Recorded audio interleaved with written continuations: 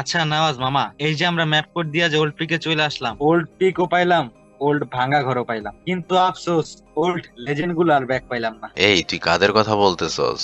আমি আর কাদের কথা বলবো, যারা একটা সময় ওল্ড পিকে রাজত্ব করতো, যারা এই ওল্ড পিকে নামলে পুরা ওল্ড পিক থর থর করে কাঁপতো, সেই লেজেন্ড গুলা এখন আর নাই। আচ্ছা, মন খারাপ করিস না, চল আমরা ভাঙা ঘরের উপরে উঠে গ্লাইডার দিয়ে পুরো ওল্ড পিকটা ঘুরে দেখি। আচ্ছা ঠিক আছে মামা, তুই আমার পিছে পিছে হ্যাঁ রে মামা, এগুলা কারা? ওল্ড লেজেন্ড গুলা সব এক ফ্রেমে? আরে হ্যাঁ, তাই তো দেখতেছি, এখানে তো সব লেজেন্ড একসাথে। আরে হ্যাঁ মামা, তাই তো দেখতাছি। আমার সামনে দেখ, ভিটুকে, বিএনএল, রাইস্টার, এসকে সাব্বির বস একই ফ্রেমে সবাই দাঁড়ায় আছে। মামা মামা মামা, তুই একটু নিচে যা মামা, আমি ওর মাঝখানে দাঁড়াই, তাহলে আমিও লেজেন্ড হয়ে যাব।